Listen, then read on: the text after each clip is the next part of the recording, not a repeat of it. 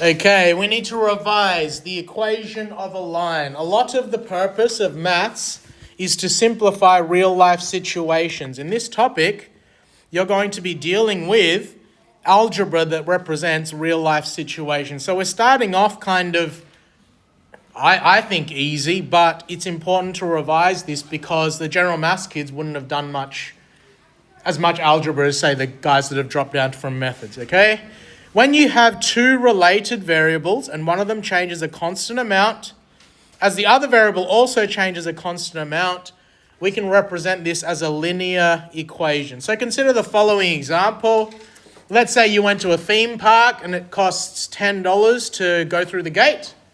It's always going to be $10, okay? If you went in and went on no rides, it's going to cost $10 to get in. If you went on 50 rides, what is it going to cost to get in? Still $10, okay? But if each ride you take costs $6, that's a variable part of it. If I go to this park, the total cost to me is going to depend on how many rides I take. So the variable's total cost and the number of rides are related to each other. I could display this info in a table. So if I went on 0 rides, how much would it cost me? $10. If I went on one ride, it's going to be the $10 entrance fee plus $6 for the one ride I took. If I went on 2 rides, $10 plus the $12 for the 2 rides I took. What do you notice? The number of rides variable is going up by. How much is the number of rides increasing by every time? 6. Your number of rides, I said, not the total cost. Number of rides, it's going up. 1. How much is now you can answer. The total cost is going up by 6. So both variables are going up by a constant amount. This is a linear relationship. If I displayed this table, I could display all this info on a table, but what if I took 50 rides? How long is that table going to be? It's not going to fit on the screen. It's a waste of time, okay?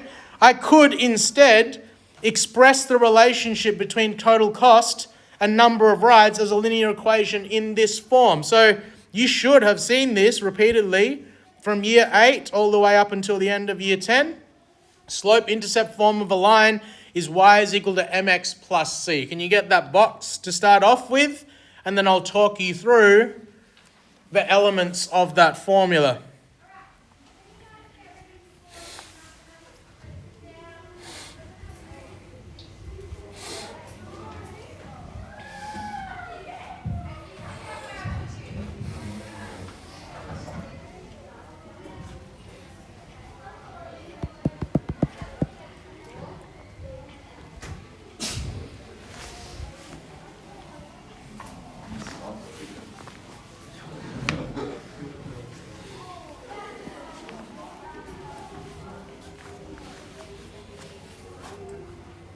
All right, so I find when I reteach this sometimes, I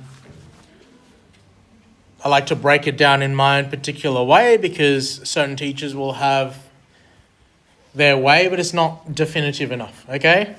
Where y is the value of the y variable, and the y variable is the dependent variable in the situation. So the dependent variable is the variable that changes because of another one. So if I look at this example, what changes depending on the other variable? Does the total cost change because of the number of rides you took, or is it the other way around? So the dependent variable, the y variable in this situation, is going to be the cost because it depends on the number of rides I take. X is the thing that I'm changing on purpose. If I want it to cost more, I'm going to take more friggin' rides, okay? X is the value of the x variable. That is the independent variable in the situation. Here is where my method tends to divert from other people's. M is the slope or the gradient of the line. But consider the slope as a fraction. Always convert it to a fraction. Why? Because in previous years, your teacher might have said the slope is rise over run. Have you heard of that before? The problem with that is that suggests lines always rise. They don't always rise. A line that goes that direction is falling. And also rise over run, what direction do I run? Left or right? I don't know. So the way that I do it is if you express the slope as a fraction, that fraction looks like this. That fraction, the top of it tells you the y-step, which is how far up or down you go. If it's negative, that means you go down. The slope is going to go down that way. If it's positive, it goes up that way. And then the bottom number of the fraction is the x-step to the right. We're always going from left to right, because in Western society, what direction do we read? From left to right. So the way that I do it, by expressing it as a fraction, makes it so you're not questioning anything about rise over run. It's just break it into 2 bits and see what the top bit says, see what the bottom bit says. So for example, what if I had a slope of -2? What's that as a fraction? Because it's a whole number right now. But what would -2 be written as a fraction? -2 over 1, correct. So what does that mean here? That means I'm going to go down 2, and I'm going to go to the right 1 when I'm drawing this line. What if the slope is already a fraction? Well, you go straight to this. That tells me I'm going to go down 2, but to the right, how many? What does the bottom number say of that fraction? 3. So it's going to be less steep.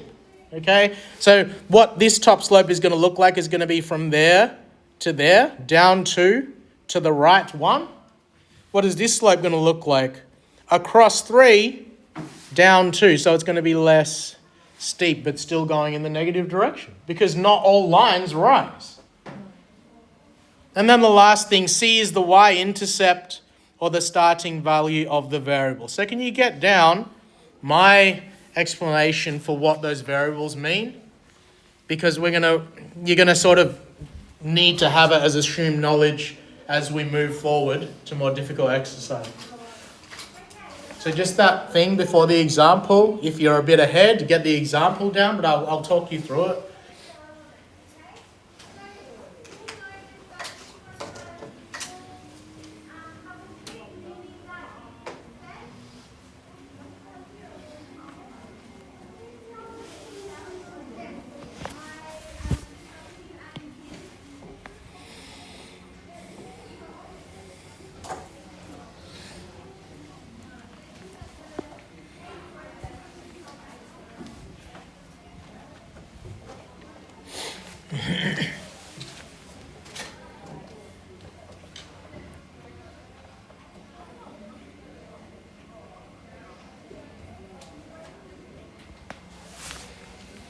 Now let's do the example and I'll shut my mouth.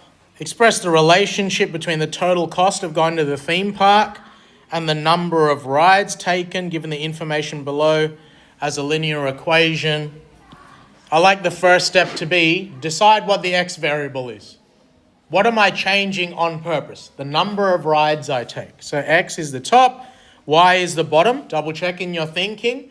Is the cost going to change because of the number of rides I take? So the cost must be dependent. Now let's look at this. How much is the x changing by every time?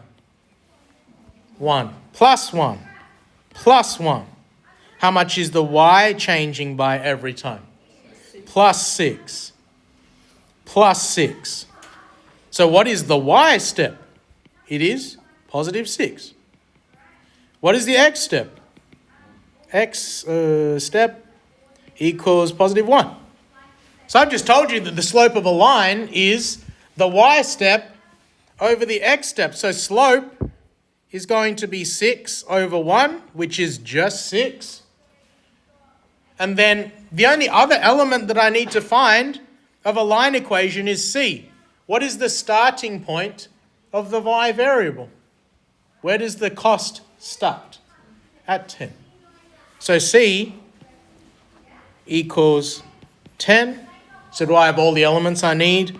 Y is equal to mx plus c. We just worked out the slope is 6 and the y-intercept is 10. So therefore y is equal to 6x plus 10. That is the linear equation that fully describes what happens to the number of the total cost based on the number of rides. Does it work? Well, if I took 0 rides, 6 times by 0 is 0 plus 10. That's what that says. If I took 1 ride, 1 times by 6 plus 10, 16. Now you can see, if I took 50 rides, I don't need a table that goes beyond the screen. I have an equation that I could put 150,000 rides there, and it would tell me it would cost $1 bajillion, but it still works, okay? That is what maths really is about. We don't want a giant amount of data and a table that goes on forever. We want to simplify it into an equation that works every time, okay? So you're homeworking now. Can you work on exercise 1A.1, question 1 and 4? I've put the booklet up on Daymap so you can get rid of that share investments booklet. I really can't be bothered getting you to borrow the book from the library this year. If you want to, you can, but it's just some people forget and then I don't return it. And then you can leave it up here if you want to use the book, just borrow it from the library, but I've given you a PDF of it, all right? So just working on that for now, and I'll stop the video.